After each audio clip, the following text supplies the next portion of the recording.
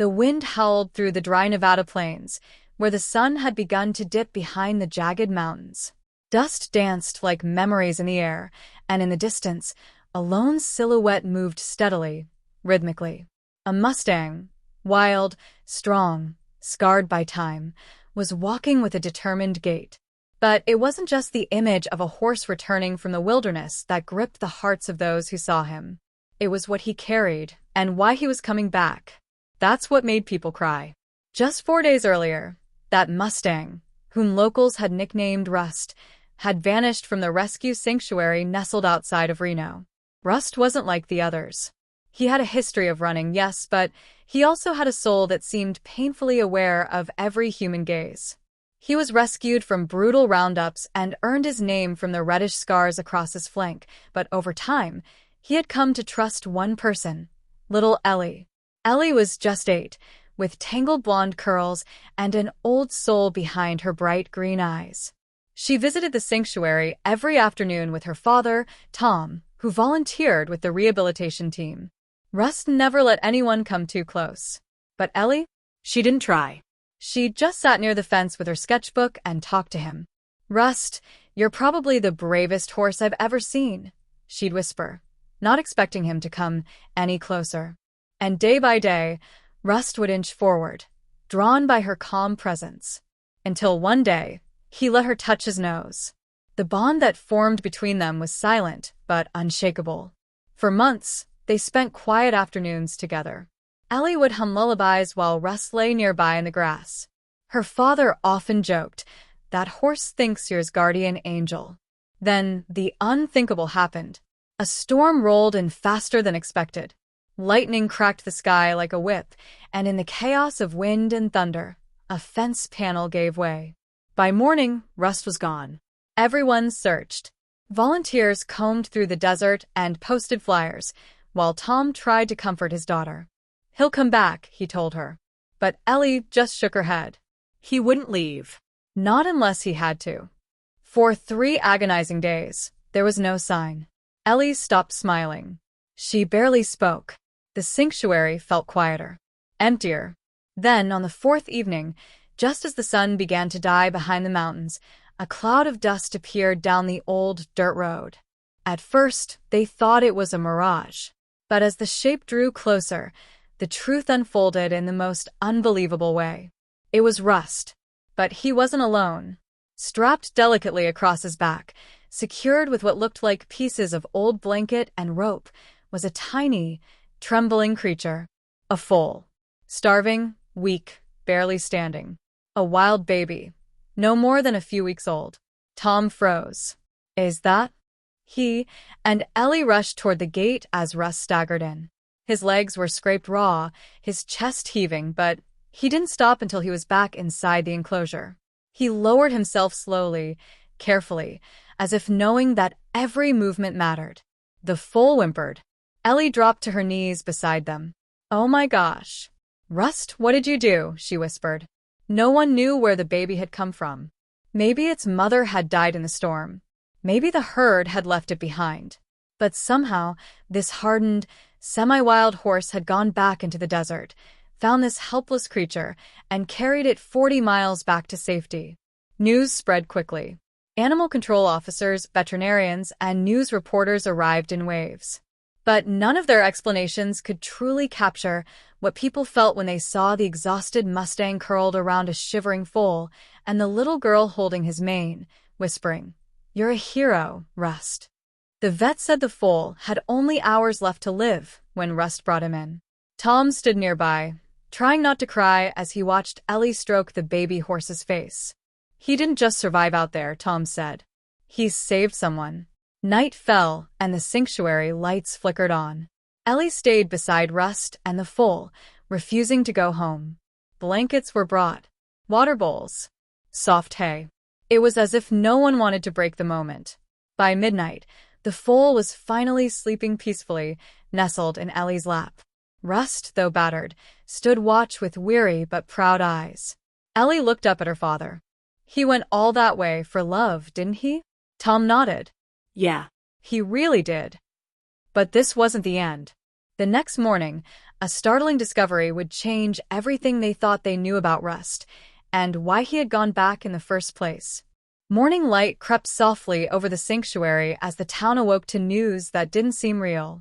Rust, the Mustang who had once trusted no one, had become the heart of a story that was spreading faster than anyone could keep up with. Volunteers arrived early, unsure what they would find after the night. But there they were, Rust, standing close like a silent protector, and the tiny foal resting beneath him, still weak but alive. Ellie had fallen asleep nearby on a pile of hay, curled up like she was guarding them both. Her father watched quietly from the fence, coffee in hand, eyes red from a night without sleep. By mid-morning, the sanctuary was full.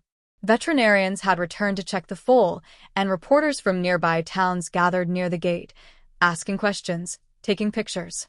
But inside, where the story had truly unfolded, it was calm. It was sacred. Rust's injuries were more severe than they initially thought. Deep cuts along his legs, a sprained joint in his left hind leg, dehydration. The journey had taken a toll. He hadn't eaten in days. And yet, he refused to lie down. He stood like a soldier, refusing rest until he was sure the foal was safe. Ellie stood beside him, a hand gently resting on his shoulder. "We have to name him," she said softly, looking at the baby horse. Tom nodded. "How about Hope?" Ellie smiled. "Hope, because that's what Rust brought back." But something still didn't add up. Rust hadn't just found the foal. He had carried it back, carefully, intentionally, like he knew what he was doing. Like he'd done it before. Later that day, the sanctuary director, Maria, received a phone call from a ranger working deep in the desert reserve. The ranger had found something odd, a wild mare's body, struck by lightning, and near it, a shredded piece of a sanctuary feed bag. It looked like someone had been there after the storm. That mare, she was branded. Maria's heart sank. She dug through old files. Then she found it. 2 years ago, a pregnant mare named Sienna had been rescued from a roundup, but had escaped just days later before giving birth. Rust had arrived a few months later, found wandering alone and severely injured. No one had connected the two at the time. Now it made sense. Sienna had been Rust's mate. Hope was his son. Tom stood quietly as Maria explained it to him, tears in her eyes. He wasn't just trying to help a random foal. He went back to save his family. He remembered. And he never gave up. Tom nodded slowly, then looked over at Rust, whose eyes, deep and ancient, met his without flinching. There was something in that gaze. A sadness. A knowing. Ellie was already kneeling beside the baby, cradling his head in her arms. "You're safe now, Hope. Daddy's here." That night, the sanctuary held a candlelight gathering. Word had traveled far and wide.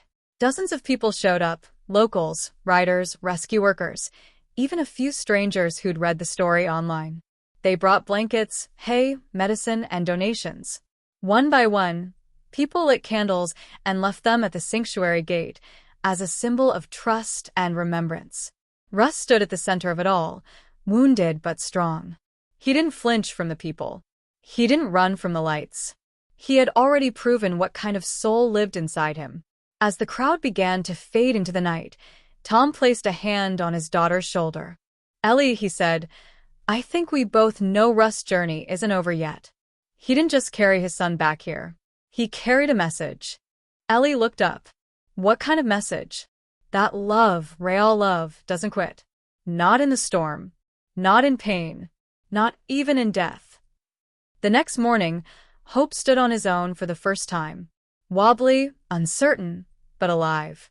Rust nuzzled him softly, and for the first time in days, let out a low, gentle whinny. The bond between them was unmistakable. Father and son. Survivor and saved. The sanctuary decided to make Rust and Hope the face of a new campaign, one to stop wild horse roundups, to promote safe sanctuaries, and to educate the public about the emotional intelligence and loyalty of wild horses. Their story became a symbol of resilience and love, transcending species. Soon, Rust began to heal. Not just physically, but emotionally. He let volunteers come closer. He allowed Ellie to brush his mane.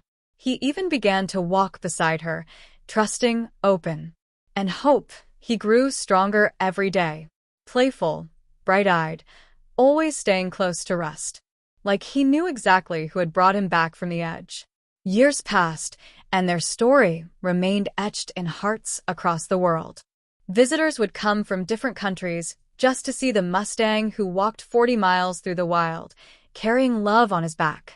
And if you ever stood quiet enough near the sanctuary's pasture, you could still hear Ellie's soft voice as she told the tale to new guests. Some heroes don't wear saddles sometimes, they wear scars.